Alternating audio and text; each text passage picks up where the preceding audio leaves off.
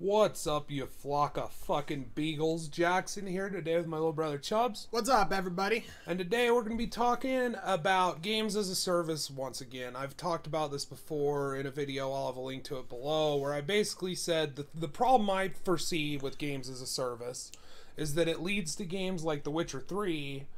They say, no, fuck, okay, we're going to cap it at Velen.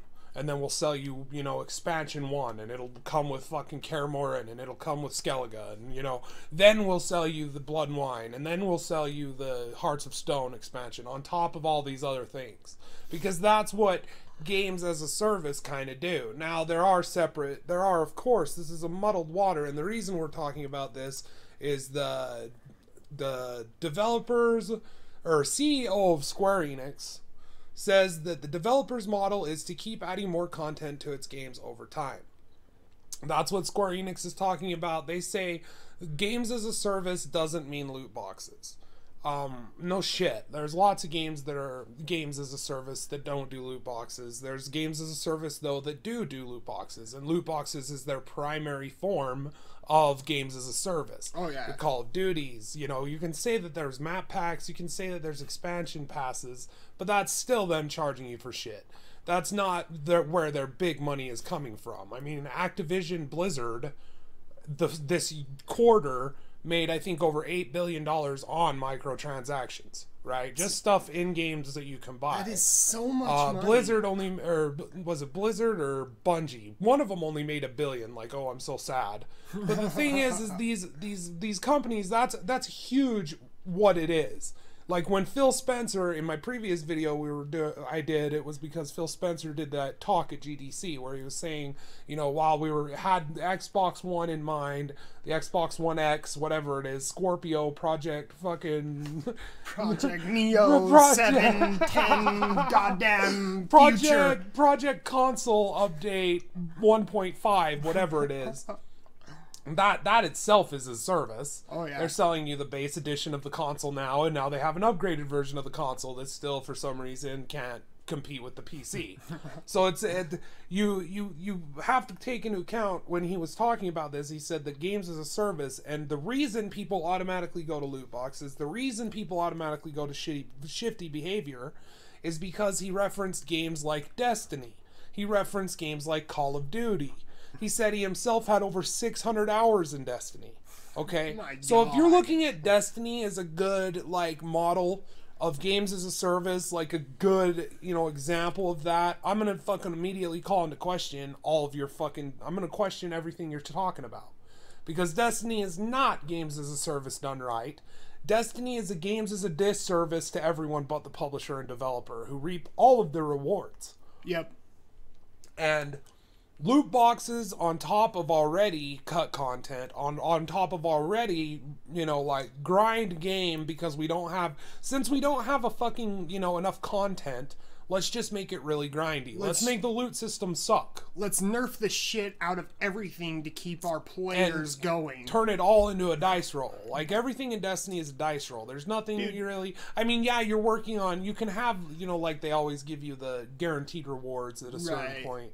But, I mean, what are they? It's a loot box. You level up your fucking faction. What do you get? If you're playing Destiny and you're like, I knew I was going to get that before I got it, I'm going to call bullshit. Well, there are... Let's say if you get something that's worth it. The only guaranteed chance of you getting something good, like endgame, that you're going to use in the endgame, and it's guaranteed and you know what it's going to be, is from Xur. Yeah. Well, there's also faction route. There's the factions, so you can buy weapons from factions. But, I mean, in my experience with Destiny 1, those were never really worth it. Dude. Those weren't the things you wanted. No, not at all. And those had regular chance of dropping out of just decrypting engrams anyway. Yeah. So, You'd get the loot table in that was fucking just so big. Because and that's all it was. It was a loot roll. Oh, yeah. That's what Destiny is. And I find it funny that even after all these years, they're still putting the same guns in Destiny 2. Yeah. Like, you're not even intelligent enough to think up of a different loot table. You're just gonna divvy out the same loot with a different number. They're reintroducing, and there's always like a story from PC Gamer or fucking some other bullshit Bungie Cuck Love and Outfit where they say fucking, oh, old fan favorite returning, and they make it like a hype, like it's a good thing. It's like they're giving you shit that they've already sold you in Destiny 1 all these years later in Destiny 2, and that's a good thing. And you're happy about it. You're happy about that. You're happy about the fact that they said that all the exotics in the tower were destroyed, and that's the explanation for you not having any of your shit that you spent hours and hours collecting in a game that's all about collecting. Gotta catch them all the gold exotics, gotta catch them all, right?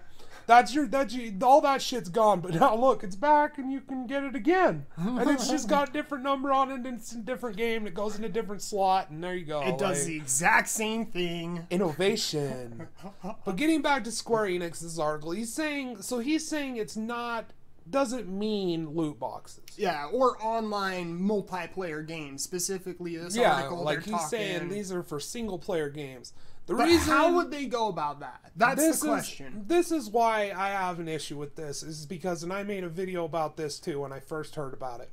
The Final Fantasy VII Remake is reportedly going to be doled out episodically.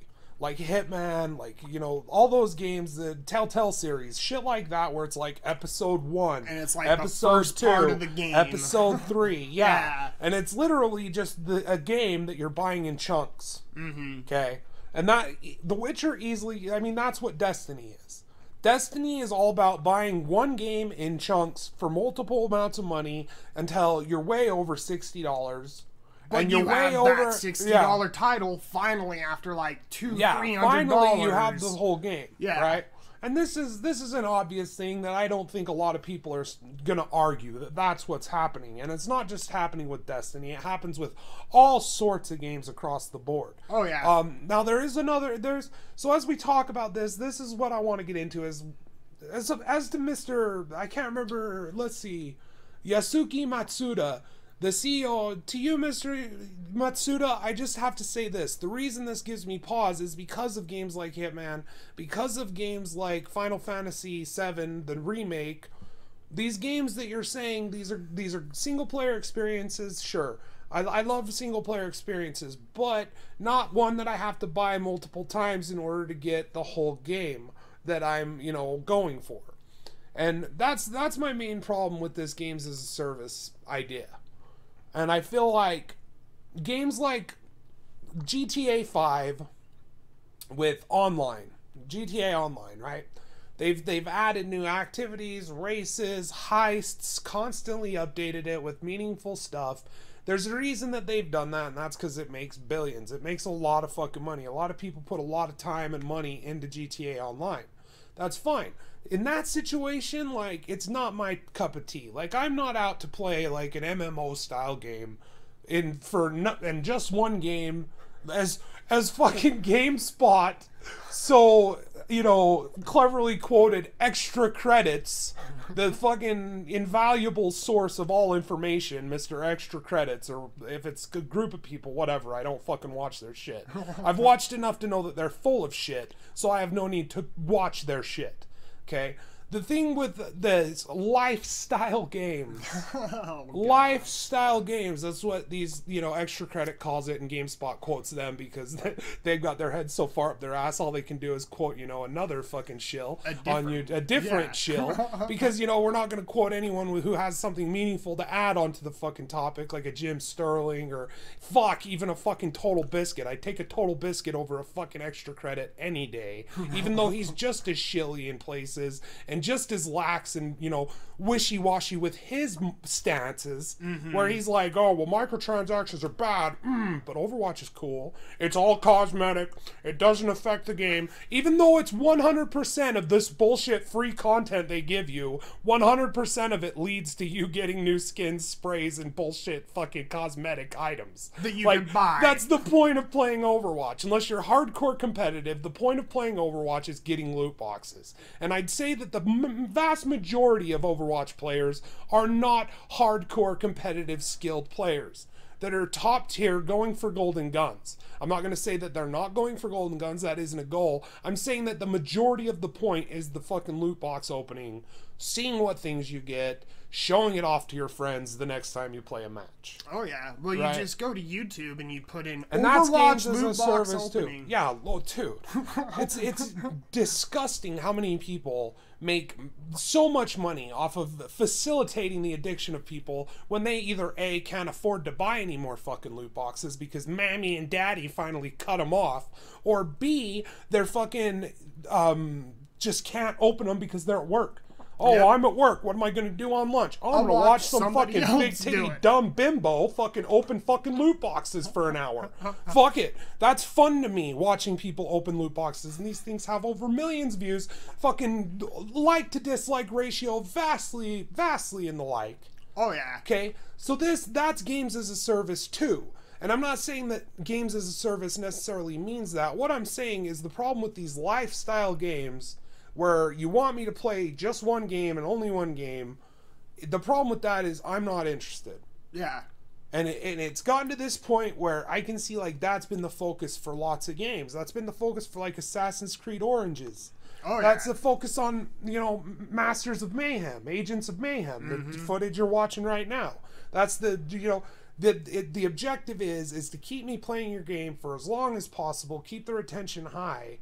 And I just want a game that I can play through and beat. And if I want to play through it again, I want it to be like a Hollow Knight. I want it to be like a Witcher. I want it to be like a Dying Light, where there's a different choice to be made, something different to see, something, you know, that's where replayability for me comes in, personally. Oh, yeah. It's not about having arbitrary things to collect, daily login bonuses, fucking weekly timed events that lock out when you complete them. Yeah, weekly timed events with a lockout. You know, I'm not interested in playing World of fucking Warcraft. You've already done it. I've done it. I'm not interested in playing a single solitary game forever. Yeah. All right? Now, the problem that most of these developers are running into, it's like you said with Final Fantasy. Final Fantasy 15. I have not played Final Fantasy 15. Chubbz has played all the way through it, and he said it felt like there was a lot missing. Oh, yeah. Oh, yeah. I mean, okay, so first of all, you actually look up the research, and I actually dig through the research. It was a while ago, though, so, you know, I can't remember 100% of the details, but I know that this game was in development going all the way back to like 2011, like way early. It like happened with one of their off-brand Final Fantasy games, and they were working on 15 at that time. Yeah. So it was way before the MMO, all these other like side spin-offs, you know. And during the development, they actually had to cut a lot of the content to make it fit and to make it work. And I mean, you play it on the PS4, it's obvious as hell. The thing runs like crap. Yeah. The PS4 sounds like it's going to have a heart attack. Sounds like a jet engine taking off. Yeah, it's going to wheeze any second, cough, and die. To be fair, the PS4 does that with a lot of games. It does that with The Witcher. It does that with fucking Monster Hunter World. It does that with a lot of fucking games. But you play this game, and you're going through the story, and you're just like, okay, I'm from point A to B, and yeah, there's a lot of options. It's open world. There's all sorts of side quests, but you know, as far as the overall experience, it's really linear. You know, like it's Final Fantasy. Well, it's a Final Fantasy. They're gonna be linear, right? But the problem with this is I felt like you want me to keep playing your game. There's like certain monsters you can't kill until you've already beaten the game and gotten some of the best stuff in the game. There's gear for you to loot, random shit for you to find, like all sorts of stuff. And it sets it up in the end like you should keep going. Yeah, and it's like when playing that game, I felt from the developers and the people who made that game that they wanted me to play nothing but that for months. And then even afterwards, when people were criticizing the story and it got kind of like a mixed reception, you know, it got kind of railed up against the wall because the story was crap. You know, the only thing interesting about that game was the new combat system. Yeah. Which I'm not gonna lie, I really enjoyed. That's why I beat it. Yeah, because you liked playing through the game. Yeah. But the story was just kind of an aside. Yeah. It was. Well, that's kind of how Assassin's Creed felt to me too. Origins, is it felt like the combat was really where that game shone, and like the story was kind of meh. But it was Andromeda. But with like Assassin's Creed Oranges, you know, the thing about the game is you feel at the end, oh, I can do this, I can do that, and like the game is even like trying to urge you to keep going with like the events that they do, the trials. But it's pointless. Yeah, There's all pointless things. There's no Yeah. reason to play There's Assassin's Creed at the end game. There's no reason to play Assassin's Creed again. And you feel that with Final Fantasy 15. One of which of the things that I really didn't like was the progression of the level up system, which I felt was nerfed for that reason. For you to keep going, you know what I mean? For you to just never-endingly grind those ability points. Because they want it to be a lifestyle game. Yeah. And then you have like over fucking 2,000 hours in this game, and then finally you can take out the final monster. So here's the thing. I'd say, and that's how I feel. I feel like that's the problem. Is it's like they want you to keep playing it, and it's like they put these things at the end for you to kind of look at and be like, oh, well, I'll get that later. Like, I'll get that later. You know, I'll come back and kill that guy later. Oh yeah. You finish the experience, and the experience is it's good, but it's kind of meh. You know what I mean? Yeah. In the grand scheme of things, the story was not memorable. No. I mean, they had to make a movie and episodic, you know, DLC in order to fill the game out so that the story actually had more meat. Oh yeah, people were talking shit on the characters, like, what are they even doing there? And talking shit on the entire plot of the Final Fantasy 15. And the guys who actually developed it said, okay, we're going to release some DLCs to kind of flush out those characters, give a little bit more background. And I mean, they even had a prequel movie to it too, like you just said. This is seriously the type of game where they just didn't give a fuck how or why. It also sounds maybe that it shifted directors. I don't know for sure, Something but happened. if it's been in development as long as you say, I'd say there's been multiple different sets of people working on it. It's undergone, you know, like a lot of. It just sounds to me like it's going to be something like that happens in that fashion. I mean, obviously, like you said, the combat though was really awesome. Oh yeah, it had a good loot system. I remember you telling me about the loot system, and like the crafting was really awesome and well thought out. I remember you said you liked the way like you didn't get XP until you like rested, and then you got it all at once. And then you would have like a ton of ability points that you can go into your progression tree. So it sounds like it's good, but at the same time, it's what they're trying to do, make a lifestyle game. And a lifestyle game, I'm not opposed to this idea of a game that could last me 200-300 hours, right? That could on top of that add extra DLC and content that's in a game good enough. I'm willing to say yes, here's my money, I will you know, I want this experience that you'll beat it like 3 or 4 times in a row. So I'd say like at the very best, the best case scenario for games as a service, as that model, I'd say the very best case scenario is The Witcher 3. Like that style of game where there's constantly updates to not only just like the smoothing out the game, free quests, but they're giving free quests. They're actually reworking entirely like the way the skill tree is, the way fucking like all sorts of things. Like the game that I played recently is not the game that I bought and played when it first came out. Right. And that's in my, and it's not anything bad. It's only been good movements forward, and not that the original game was bad. It was just, you know, it had things that the community was like, well, this would be better, this would be better. Yeah. And they actually updated it.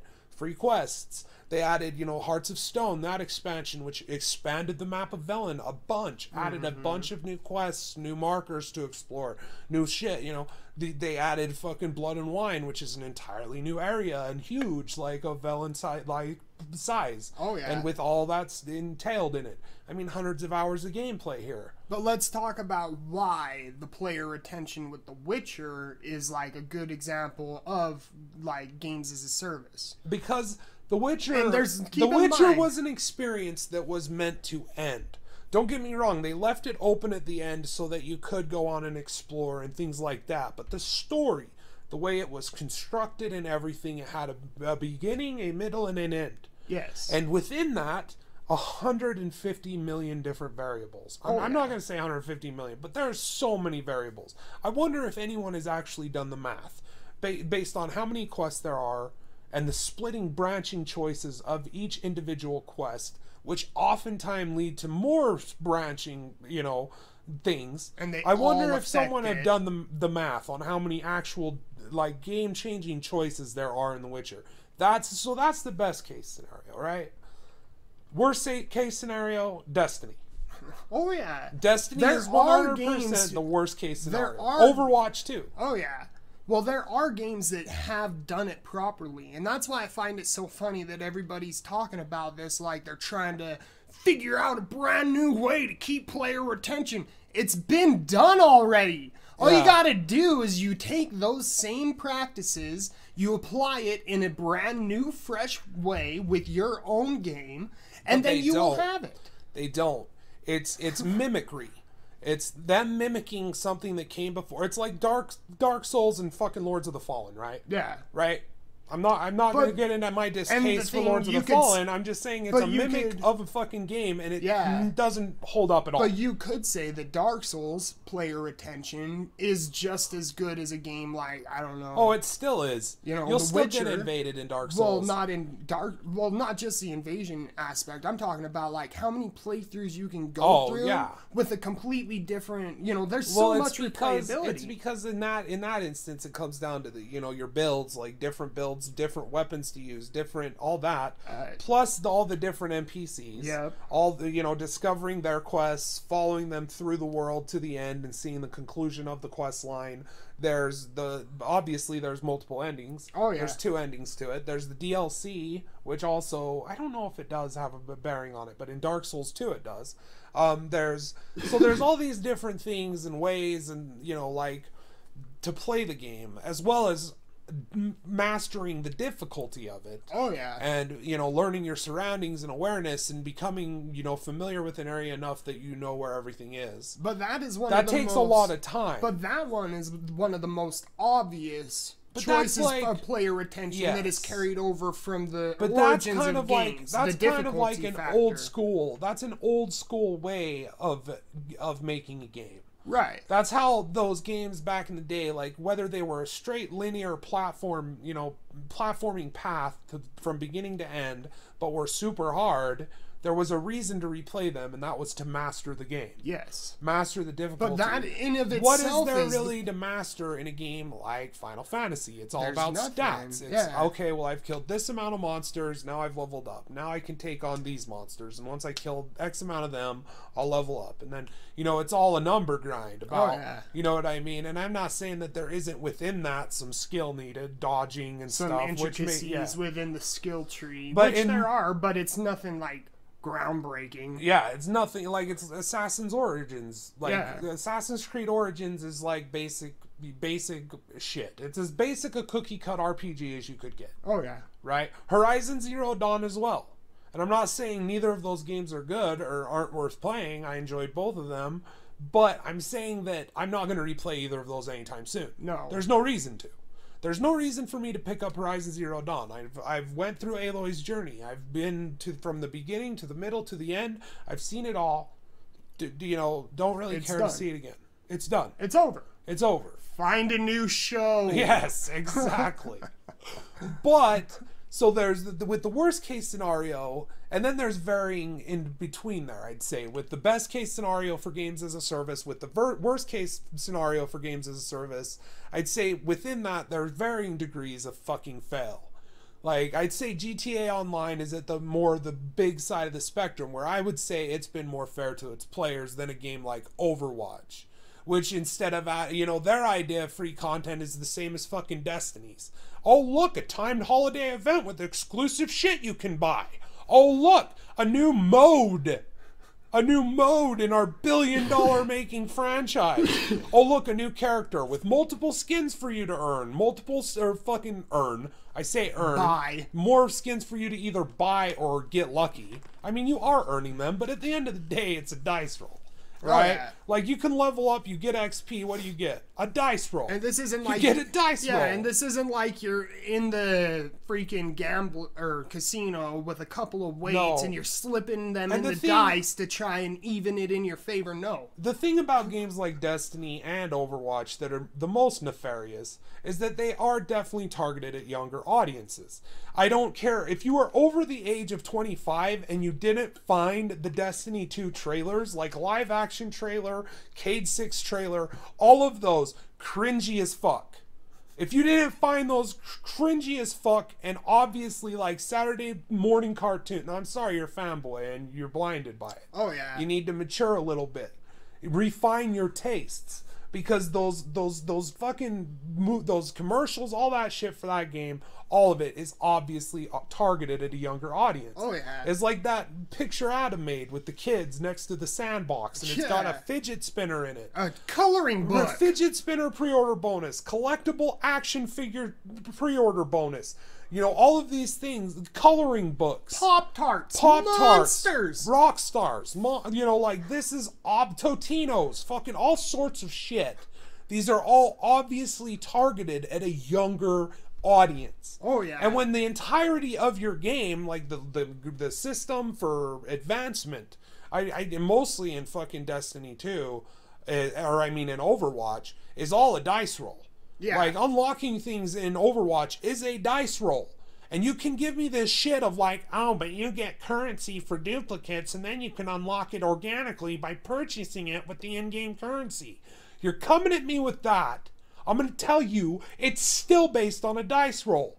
Because you're dice rolling a duplicate and getting currency. So you're still being rewarded by the roll of a dice. Oh yeah. Okay, so you talk about these games that are all about dice rolls, not about, you know, like these progression systems like in Destiny, where at the end of the day it's all about getting loot boxes. Yep. It's all about getting drops off of things. It's all about this. And you tell me that's a service, you know, that's a service. I'm going to tell you that's a disservice not only to video games as a whole and the medium, but also a disservice to human fucking kind.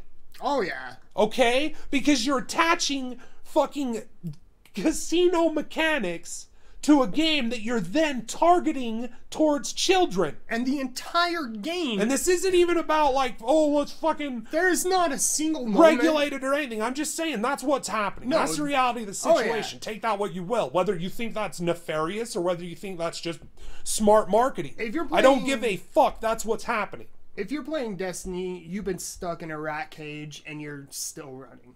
Yep. Let's just throw it out there. Yeah, because that whole game is always what can I get next? And like we were talking about earlier, there's these people who are like, oh, they're bringing back the old guns. They don't even care. They don't. They don't. They're just like, what's next? What's next? They're literally... Destiny 2 is devolving into Destiny 1. That's literally what it's done. So by the end of it, you're going to have paid for jack shit. You're going to have paid for them to develop the same fucking game that smarter men than them had developed. Okay? The changes they made were fucking bad. The fucking innovations they brought through were fucking bad. That game is bad. Alright? It's the worst case scenario for this. But then on top of that, you have like best case scenario Witcher 3, which is games as a service. Hollow Knight, which is a game as a service. Fucking Shovel Knight. MMOs. Like Neverwinter. I'll defend Neverwinter. It has predatory fucking practices. It has fucking loot boxes at the end. It has all of these things that I say I fucking hate. But guess what? It gives you the experience for free, and it lets the the person who's there, who's with the personal liberty. I think that all of those games should just have a fucking, and you know, be mature rated and have simulated gambling on the cover. Yeah. So parents know. Okay, well, what are you playing? And if parents aren't smart, I mean, I'm all personal liberty kind of guy. I'm not for saying that we need to take these choices away from people. I'm just saying we need to make people aware of what the choice is. Oh, yeah. What's happening.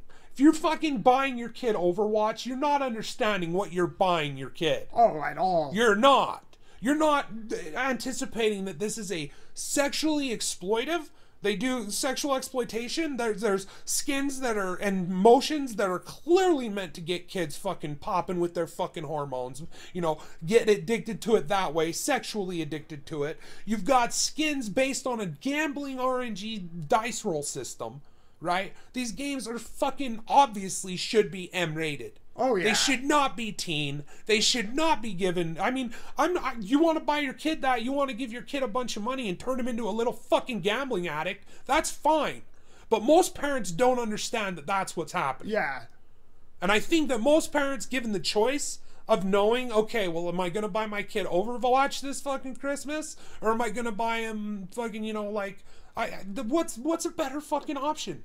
right? There's not, because that when that fucking genre, like battle royale modes, there's no better fucking option.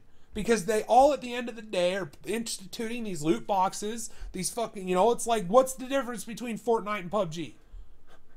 There's not much. It's the same fucking game. I'm not going to say that it doesn't play vastly different and that one is definitely smoother than the other, or one, you know, is going to be running at 60 frames on the console and one is barely going to fucking function. I'm not saying that. All I'm saying is at the base of those games, it's, okay, you jump in, you fight 100 fucking people, and you win a winner chicken dinner, and then you feel good about it, and so you spend money on cosmetic goodness. So that you can go do it again. Yes. And it's like, like, that point, it's like, build on it. Like, Overwatch, build on it. Yeah. Build on it. You have these billions of dollars coming in from this game.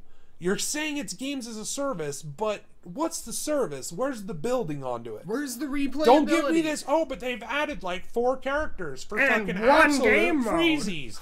It's absolutely freezies. How many game I don't modes think does that people even understand have? what the fuck free means anymore, Yeah, Chubbz. at all. I always see this shit like, oh, well, Assassin's Creed, new free update coming. Oh, look, Destiny, free fucking update. Oh, free fucking... Motherfucker, I've given you my money to purchase this fucking game. And if this game is still in development and this is an early access program, then you are not giving me shit for free. You're finishing the fucking goddamn game that I bought. Oh, yeah. That's, like, people, they dude, it's like, why? Why are you saying it's free? It's not free, motherfucker. You gave them money for it. Yeah. Right? Hundreds of thousands of people have given them God knows how much for fucking loot boxes. So anything in Overwatch is no longer free content. Free content. It's bought and paid for by motherfucking gambling addicts. Oh, yeah. Is it really, though? Because we Oh, don't I'm even sure know it's not how even... much money they even spend No. on the game. And the thing is marketing. How many modes are even marketing, in Overwatch? You look at marketing on this shit. The marketing for fucking Overwatch, marketing for Activision games in general. It's fucking, I'd say 80% of the fucking budget for games. Oh, yeah. I'd say it's a lot. Oh, if yeah. not 50% and even split a little bit more. It's ridiculous. I mean, you gotta pay these fucking, you know, GameStops and fucking Game Informers and all these fucking, even PC Gamer now, you gotta pay them I don't know how much in fucking material, or free shit, free copies, free codes, fucking, you know, comp them money when they come out to a fucking expo you're running, give them fucking your room and board and food and wine and women and cosplayers, all this fucking shit. You're paying them with that to keep them toeing the line, printing a story a day about Overwatch, printing a story a day about Destiny, printing a story a day about Call of Duty, right? Oh, You're yeah. paying them to do that by keeping them on that list. That's not cheap. And not only how much money they spend, but how much effort and manpower Yeah. and work. Think of where all the Like- money and manpower in Overwatch is. It goes to the designers of the game. Oh, yeah. The artists. And I'm not saying that's wrong. Like, the art is very fucking, yeah, it's polished, it's clean, it's But you can see pleasant to look that's at. what's getting them their money. Yes. That is what's keeping their player When they make a new character, retention. the reason they get hard when they make a new character, and the reason they laugh at you when you're like, oh, a free new hero. The reason they laugh at you is because that hero is going to make them more money if they made a full fucking brand new game. Let that fucking settle into your dome. Let that settle into your pea-sized fucking brain and understand that that's why when they say, oh, this is free, I'm not impressed. Yeah, at all. I'm not Well, impressed. how many game modes are Oh, even in Overwatch? Sparrow Racing, new free update, activated fucking, oh, and look at all this shit you can buy. Look at all this shit you can buy. Oh, now. yeah, look at all this fancy new cosmetics, these brand new jesters. Get your Carlton dance. It's a joke. Games as a fucking service. stupid. So games as a service is a brilliant idea and concept, but the problem is that humanity is fucking greedy, stupid fucks. We don't- Especially at the top. Because you don't get to the top without being a greedy, fucking self-centered, narcissistic, not giving a fuck about anyone individual, alright? You're just not gonna get there. Okay? At all. And I'm not going to say there's not people who are lower tier, up at the, you know, developers. I'm not saying that there's nobody who's good, who actually cares. Who doesn't care. We're talking about the people calling these shots. Yeah, the shots, this games as a service model, these things that have to fucking, you know, like, oh, blah, making $8 billion in decision with microtransactions. fucking Battlefront 2 to turn it into a fucking goddamn, you know, like, pay-to-win game. Oh, yeah. Pay your grind, pay your grind. You either play this game and nothing else, or you give us fucking money. Enjoy. You know, you got assholes just biting at the bit for that sort of system.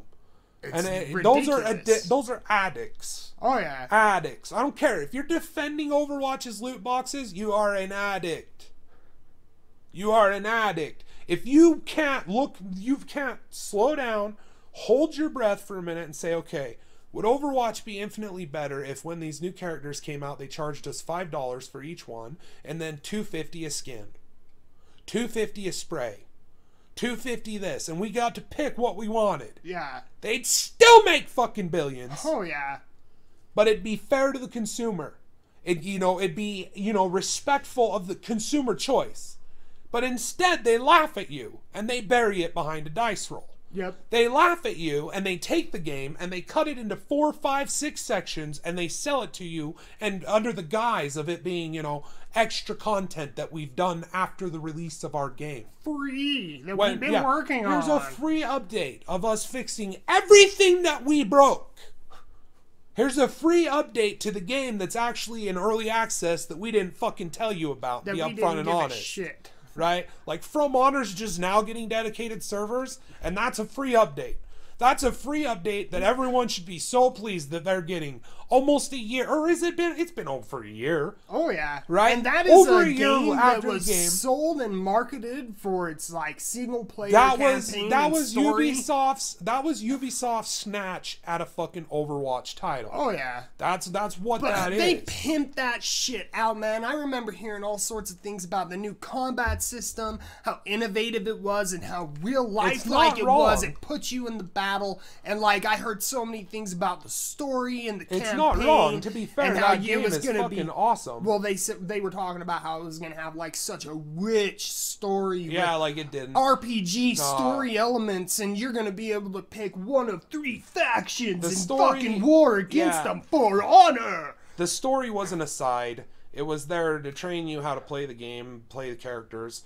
That's not a problem. It's just for me, I wasn't buying it. It was like It was like Battleborn, though, right? Like the story was there for as an aside, to get into the It was not PvP. the focus, And that's why I find it so funny that just now they got servers for Battleborn was half fucking cocked in every aspect. Battleborn wasn't balanced properly. Battleborn, the environment wasn't balanced. Oh yeah. The fucking environment, there were cheeses. There were, you know, like, so like the Battleborn's just like another one of the worst case scenarios where you buy a game that barely functions and then they say, oh, free update, you're our founders. They call you early access fucking founders without fucking calling it early access. After you bought what you thought was a finished fucking game. Yeah. You know what I mean? So like that's our problem with this. Is it's a good idea in theory, but not everyone is going to deliver a Witcher-like experience. Not everyone is going to deliver a fucking, you know, like Dying Light, where they add fucking shit and they sell shit and it's not based on RNG, it's based on, hey, look, like, you want to buy this pack of like stunts, you want to buy this pack of races, parkour races, things like that. Not everyone is a Techland. Not everyone is a CDPR. All right? Not everyone is a dare I fucking say it, Take-Two. Okay? Who are going to invest this back into the game. And I can't say that Take-Two is on the level of them. I'm just saying, based on what like my homie Trevor has told me, he plays a lot of GTA Online. I have friends who play GTA Online. From what they've told me, they've been very generous with their players. They've given it back. That's not to say that there aren't the bullshit moves, like them trying to remove modding, them claiming everything under the sun on fucking YouTube. If it fucking has Rockstar or GTA Online, GTA in it, fucking claiming everything, right? I'm not saying they're not fucking assholes in that degree. I'm saying at least they've added on to it. I'm curious what Red Dead Redemption's gonna look like too. I'm curious what sort of a games as a service model they'll approach with that. Is it gonna have loot boxes? I mean, I don't even know if GTA Online has loot boxes. If you play it, and let me know if they have loot boxes. I don't know if they do or not. right? But not every company is going to be like that. The majority of companies are going to use games as a service to take an entire $60 title, cut it into sections, sell you out bit by bit. Then on top of that, add, you know, superfluous fucking shit on top of it, cosmetic, motions, dances, whatever, a on top of it, grind. and bury it behind a fucking dice roll. Yep. So that's why when it comes to games as a service, I'm just like, I'll take it one game at a time. But I'm going to tell you, like, I'm not going to bend. And, like, if a game is fucked up and not worth it to me, like, I'm not going to buy it. At all. And this, you know, like, telling me that, like, games I've already bought and paid for are giving me free stuff. No, they're not. I would say Hollow Knight does. Unless... You know, like, Hollow Knight does. Yeah. But, I mean, that's an example of, like, unless you've created a full experience, right? A whole title, a game. And the best... Dare I say, a game and not a goddamn episode. Or a season 1. Yeah. So if you're actually creating a game and you've released a full experience to your fan base of people who are wanting to play this game, and then after the fact, months later... you start working on something completely brand new.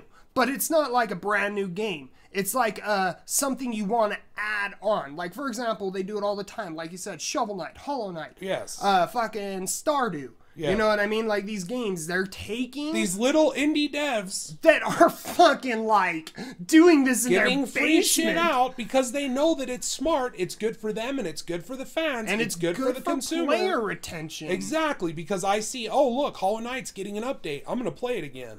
And then I play it again, and there's new shit going on, and I'm like, this is fucking awesome, and I recommend it to fucking everyone I know. And they go out and they buy it, and they get a more full experience than the experience I got, which was an already full experience. And these are indie developers. Yes, and this is it happens, and it's good that it happens.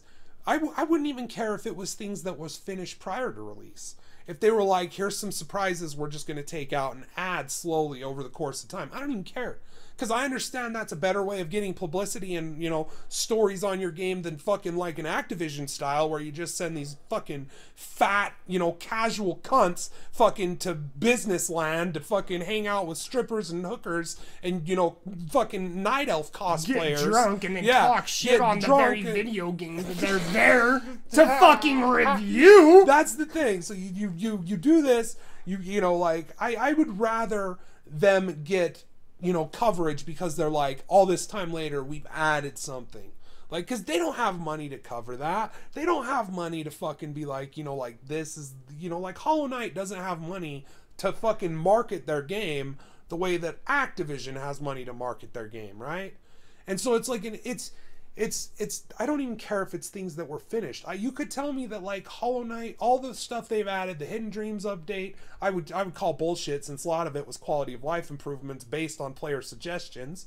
But I would say that even if all that stuff was completed before the game, they already delivered me an experience when the game came out. It was a full experience. Oh yeah. They can freely add on top of it anything they had finished prior, or, you know, like, I don't mind. To enhance the experience. But don't, like what you said with Final Fantasy, where it felt like there was something missing. Yeah. Right? It felt like there was, like, no endgame. It was like, oh, here's an MMO type of game, single player MMO that you want to play for the next 4 months. Yeah. Or else you're not going to be playing anything. Yeah. You know, that's the whole point with Final Fantasy 15.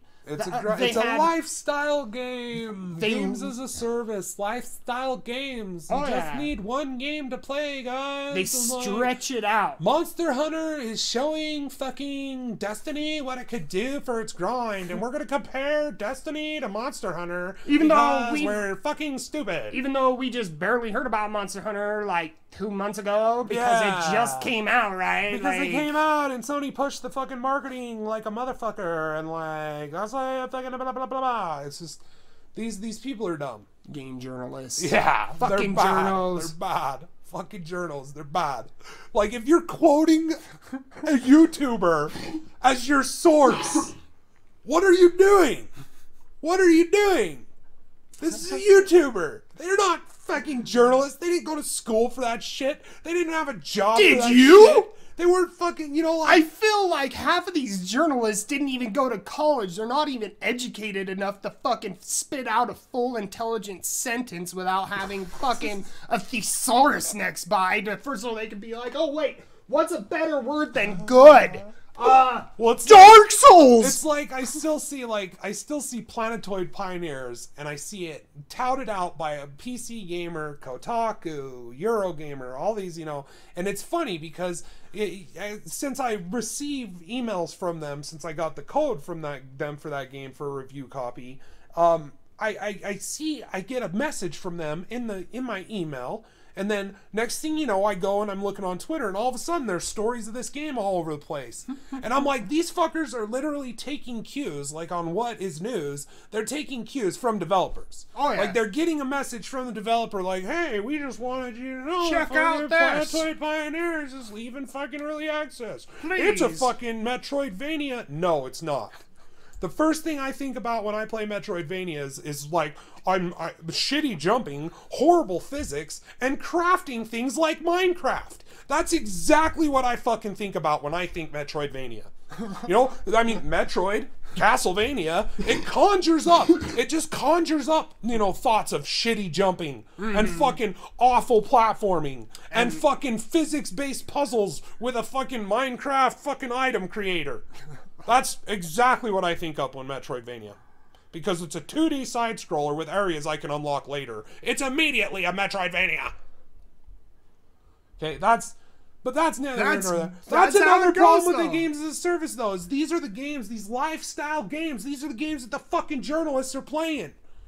Because they're easy, they're comfortable, they're familiar, was that guy it's over the same at PC? experience. I don't want new things. I don't want to be challenged mentally and fucking, you know, with my skill as a gamer. I just want the same thing. I want to play the same 4 games. That's it. 4 games. What was that guy over at PC Gamer? Oh my god. He wrote, Clark. All this guy wrote about for like the past fucking 6 months was Overwatch, Hearthstone, Gwent, fucking, like, basically just games that are that are lifestyle games. Destiny, fucking, like, Overwatch. Maybe 5 games. I can count all of them on one hand. Well, he wrote a couple about Shadow of War, so. Oh, so 5 games, right? 5 games. 5 games. Motherfuckers don't play more than 5 games and immediately makes them an expert on fucking game journalism. Yep. It's ridiculous. They're gamers. They play Hearthstone 24 hours a day, every day a week. So... And then bitch about the price of cards. Yeah. Fucking idiots. Anyway, so that's another problem with games as a service, is there's this overwhelming, like, desire to fucking validate all the money you've spent in shitty games like that. Validate, you know, like, there's a personal attachment. I can't remember if this was in the Gama Sutra article with Phil Spencer. I don't think it was. It may have been in a video I watched. But basically, you know what it was? And it was a video I watched on Metallica and Lars. And it was with, what's his name? I can't remember his name. Lead singer of Metallica. But he was talking about how fans who came to your shows, who spent money on a physical copy of the CD, a physical shirt, you know, gave you money for something physical and got something, they were more invested in the band than like someone who downloaded the album off, you know, the internet for free. Yeah. And it makes total sense. Like, you're committed to that purchase. You're handing motherfucker $15. You're grabbing a CD. You're handing motherfucker $40. You're getting a concert tee. You know, like, those bands, those are the bands that I am fucking, to this day, I still have an attachment to bands. It's because I've seen them live.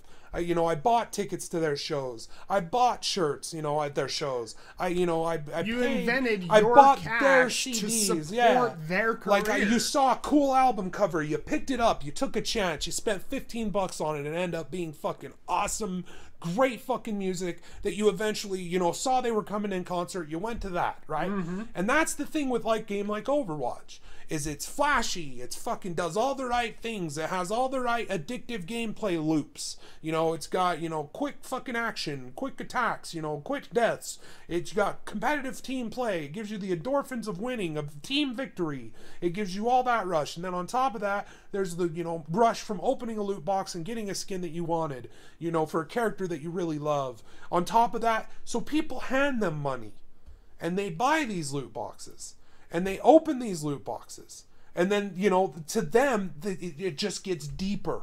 This fanatic need to justify all of this money spent on dice rolls. All of this time spent in a game that's the same fucking thing every fucking time. Oh, yeah. And that's the problem with it. And not only that, but we're reveling in our fanatic behavior. It stems to journalism, the media, games media. Oh, yeah. It stems to them. They're just as fucking hopelessly addicted to these things as other people. We label ourselves as fanatics. What is the word fan? Yeah, well, exactly. You know, we're like, fanatic. I am a fan of Star Wars, and if you talk shit on it, I'm gonna fucking cut you open and rip you out like a tauntaun. People, you know, and that's the thing. Like, it's modern religion. It's no different than the Greek mythos and the gods of the Greek pantheon. It's no different than, you know, like, it's something new for people to put faith and hope and love in, that, you know, the new Star Wars will be good, the new Star Wars expanded books or whatever the fuck the new action figures, the new comics, whatever we feed the fuck. Frenzy in ourselves. We love the frenzy. If we're not part of the frenzy, we have no fucking life. If it's not that, though, it's something else, you know. And so it's a false god of you're putting your faith in this, and it's cemented even more because you've given money to this thing. So much money, almost like a tithe. You've played Overwatch religiously for weeks. You've given them a tithe by saying, oh, I can throw down $100 this paycheck and buy X amount of loot boxes. You throw them a tithe when you know, and then you excuse their behavior when you say, oh, but you know what, it's only cosmetic. It's, you know, and it's, at least it's fair, you know, they give them out for free too. It's no big deal. They let you get currency and they let you buy them, like, you know, it's a model thing. It's not bad, you know? I like it when they put feces on my head and call it chocolate. Yes, but yeah, that's the point of it, though, is that it is a fanaticism. Oh yeah, it is the very definition of being blind fanboy, blind fangirl is giving not only money to people for very insubstantive bullshit, meaningless content, but also, like, holding on to, like, this strong-arm defense of them, this unwillingness to even call into question any move they make, any sort of decision they have. And that's the problem. That's what's wrong with games as a service. Is because as long as there's some dumb, stupid motherfuckers needing someone to follow, there will be people being abused and taken advantage of. And as far as I'm concerned, I don't care. Like, if that's your thing, I mean, if you're weak-minded enough to give in to this sort of thing, we don't go to church. Yeah, we don't. Like, maybe that's a reason, though, is because we were heavily. Well, that's the thing. Our parents raised us very religiously, and maybe that's part of it. Maybe that's, you know, being able to see, you know, all these things is maybe that's why. We're not saying like those people should have regulation. Like, we're not. No, I'm personally. We just do what you want to do. We're not going to take part in it. Yeah, do what you want to do, but I'm going to call a horse. I'm going to call bullshit. And if something's bullshit, you're going to hear about it from me. I'm going to tell you, like, this is bullshit. Like, Overwatch is vapid and meaningless. Oh, yeah. Every other story I read on it proves that more than I could ever fucking prove it. You just read the fucking stories about this, like, about little nerfs and little tweaks and, like, just stupid shit that constitute news enough that they feel the need to tweet the same fucking Overwatch story 8 or 9 times within the course of 3 hours. Because they got to get that bait. They got to get that clickbait, and you know, it's a question of how long would games like this vapid, very empty experiences, very surface pleasure, very instant gratification in every sense of the word. How long would these experiences in games remain relevant if people weren't fanatically addicted to them? If journalists wouldn't write, you know, 15 stories a day on them. If we were blinded by a bunch of bullshit and actually used our brains for once. But that's the thing. That's where we're gonna probably wrap this up. Games as a service, I'm 50-50. I see that it could be a good thing, and I want to believe in Mr. Matsuda. Yeah, I want to believe in him. I want to believe in Square Enix. I want to see them be like, oh look, here's like a Witcher-sized fucking game, and here's a bunch of free shit on top of it. And then here's some stuff that we've made that you're going to want to buy because it's fucking awesome, and we put a lot of fucking work into it. It's fucking amazing shit. You're going to love it. Oh, and by the way, here, we're going to tweak this and tweak that because, you know, we've heard you guys, and we're listening, and we didn't necessarily think of it. And now that you've thought about it, we're thinking about it, and we're saying, that's a good idea, let's do it. Let's roll out an update. Not because the game is broken or the game isn't an experience already, but because we love the fans and we want it to be an experience for them. And that's the cutoff. Greed or love. That's what we'll decide. And you can get rich by loving what you do and loving the people you're doing it for. Warframe, Path of Exile, Witcher, fucking Dying Light, hundreds and hundreds of games. Tom Happ, fucking Team Cherry with Hollow Knight, you know, Shovel Knight developers, Hippo Games with fucking Risk of Rain and their new, like, Risk of Rain 3D, and the newest one, the Death game, I can't remember what it's called. You can make money and be successful and get fat giving a shit. You just don't get as fat if you give a shit. And it keeps you humble. Yeah, it keeps you humble. Like, keeps your look at ego Luke in check. Smith standing up there revealing Destiny 2. I just love Big Number 2. And you tell me that's not a fucking fat, greedy, fucking self-centered, narcissistic prick.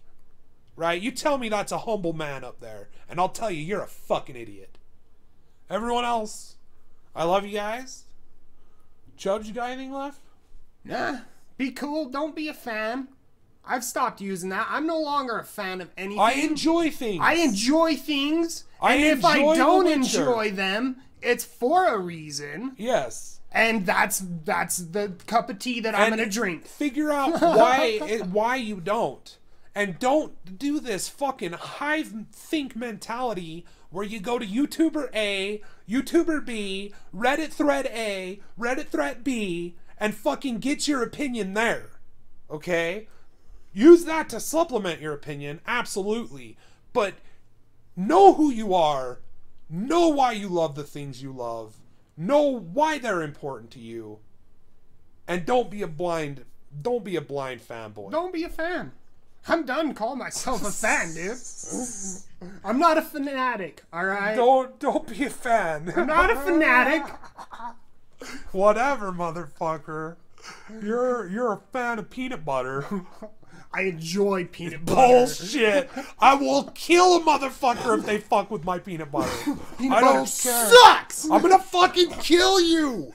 I'm gonna kill you and shit in your throat and return your body to your mother. Drag me out. How dare you? Throw me on a cross and light it on fire. I'm gonna martyr your ass.